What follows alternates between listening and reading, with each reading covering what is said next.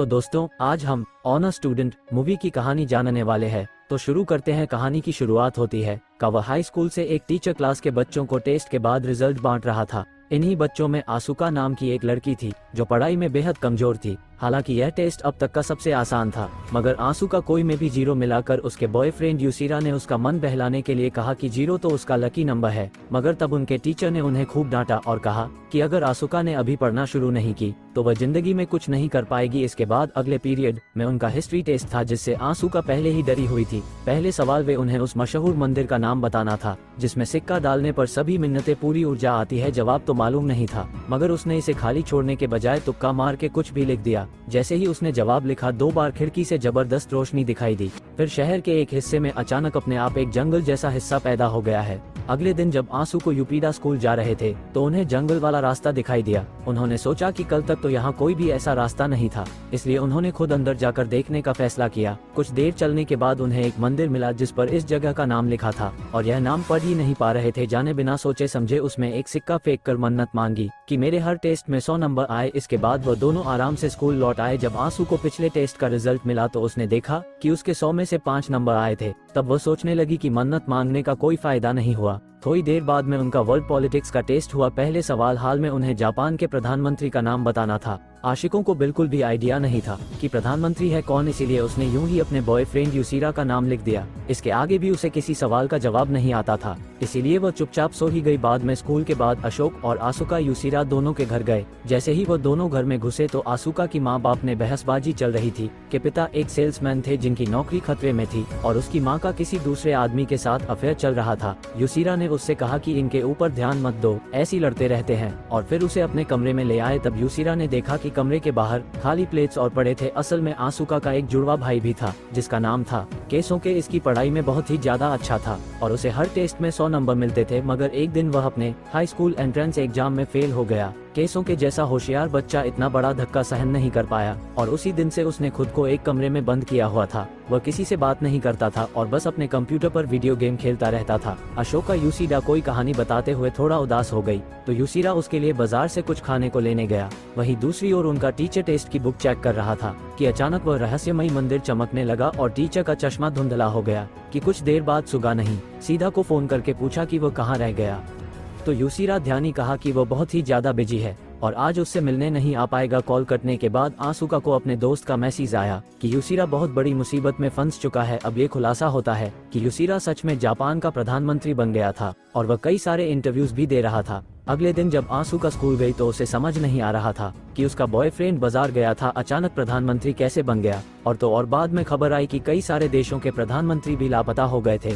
अभी टीचर ने क्लास में आकर सबको कल के टेस्ट के रिजल्ट सुनाए। ने देखा कि उसका सारा टेस्ट खाली था, फिर भी उसे से 100 नंबर मिले थे। तभी उसे एहसास हुआ कि उसने अपने टेस्ट में प्राइम मिनिस्टर की जगह यूसीरा का नाम लिखा था और शायद इसीलिए वह प्रधानमंत्री बन गया। और बाकी देशों के प्रधानमंत्री भी इसलिए लापता हो गए क्योंकि उसने बाकी सारी जगहें खाली छोड़ दी थी। आखिरकार उस मंदिर से मांगी हुई मन्नत पूरी हो रही थी। अब उसे टेस्ट में पूरे नंबर देने के लिए उसके जवाब के हिसाब से दुनिया ही बदल जाएगी। फीस अपनी गलती को सही करने के लिए अशोका ने गूगल से देखकर टेस्ट में सभी सही जवाब दिए और खुशकिस्मती से सब कुछ पहले जैसा हो गया। यूसीरा को प्रधानमंत्री के पद से निकाल दिया गया और बाकी देशों के पीएम भी सही सलामत थे। खैर, अब भी मुसीबत नहीं थी क्योंकि अब अगले टेस्ट की बारी थी। आसुका का ज्यादा घबराई नहीं क्योंकि उसे लग रहा था कि मैथ टेस्ट में गलत लिखने से क्या ही बदल जाएगा। फिर स्कूल खत्म होने के बाद में यूसीरा अशोका का से मिलने आया और उसे बताया कि उसे प्रधानमंत्री के पद से निकाल दिया गया है। तब कारणों से शांत किया और अपनी नई जिंदगी के बारे में बताएं। अगर यूसीरा को यकीन ही नहीं हुआ कि जो कुछ भी हो रहा है वो सब आसुका की वजह से हुआ, इसलिए उसने आसुका को कागज पर कुछ लिखकर ये साबित करने को कहा। लेकिन इससे पहले ही अचानक शहर के बीचों बीच बना टावर अपने आप ही जोरों से हिलने लगा। असल में ये सब भी आज सुबह के मैथ के टेस्ट में गलत जवाब देने की वजह से हो रहा था। अवास्तविक और यूसी दौड़कर टीचर की कमरे में गए और उसके टेस्ट के सारे जवाब सही किए, जिससे टावर एक बार फिर से पहले जैसा हो गया। मगर देश भर के साइंटिस्ट हैरान थे कि आखिर ये सब कैसे हो रहा है। स्कूल से घर लौटते हुए अशोका और यूसीरा फिर से उसी रहस्यमयी मंदिर वाले रास्ते पर पहुंचे, लेकिन वहां से अब सब कुछ गायब हो चुका था। उन्हें मंदिर का नाम भी याद नहीं था, इसीलिए उसे ढूंढना मुश्किल था। अब दुनिया में कोई और गड़बड़ न हो जाए, इसीलिए आसुका को जी तोड़ मेहनत करके हर टेस्ट के अंदर सही जवाब देना होगा। सुगा ने खूब मेहनत की करने की ठानी और उसने सोचा कि रात भर पाऊंगी बैठकें आसूका कुछ ही मिनटों में उसे नींद आ गई और वह घोड़े बेचकर सो गए। इसके बाद हम देखते हैं कि आसूका और यूसिरा दौड़कर टीचर के कमरे के बाहर अपना टेस्ट पेपर चेक होने का इंतजार कर रहे थे।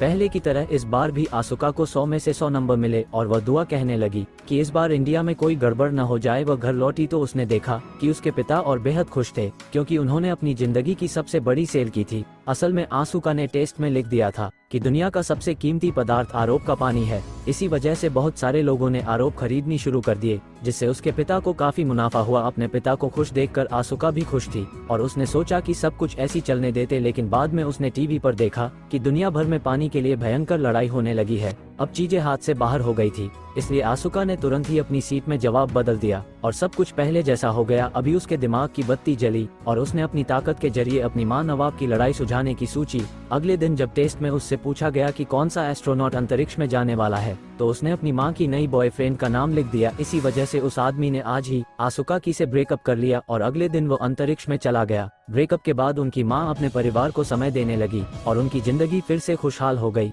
सूखा को अपने भाई खेत सूखे की मदद करने भी इसीलिए उसने अपने अगले टेस्ट में लिखा कि उसका भाई के अपने कमरे से बाहर आकर सबको गुड मॉर्निंग रहेगा। लेकिन ये प्लान पूरा होने से पहले ही फेल हो गया क्योंकि केचुके के बाहर आने से पहले ही उसके पिता केचुके के कमरे में जबरदस्ती घुस गए और उसे बाहर आने को कहने लगे। इससे उनके बीच में काफी बहसबाजी शुरू हो गई और बातों ही बातों में पता चला कि आसूका के पिता को फिर से नौकरी से निकाला जाने वाला है और उसकी माँ फिर से किसी और से बातें करने लगी है। तब आसूका को एहसास हुआ कि उसकी शक्तियों के इस्तेमाल से घर की हालत कुछ ही समय तक ठीक हो सकती है, लेकिन वह हमेशा के लिए तो नहीं दी गई। तब उसने खुद अपने भाई से बात करके उसकी मदद करने की सोची, मगर वो कोई जवाब नहीं दे रहा था। इसलिए आसूका उसके कमरे के बाहर बैठकर जोर जोर से टेस्ट की तैयारी करने लगी। केसों के बेहद होशियार था और जब भी आसूका कोई गलती तो अंदर से तो उसके आता था कि को ठीक कर दूं, और फिर भी उसने कई दिनों तक कुछ नहीं कहा। और फिर एक दिन जब रासुका ने बड़ी ही झांसी में आज प्रॉब्लम भी छोड़ दी तो आखिरकार केसों के बोल उठा और उसने कहा को वह मैच प्रॉब्लम सॉल्व करने से कई केसों के चाहे बंद दरवाजे से ही लेकिन बात तो करता था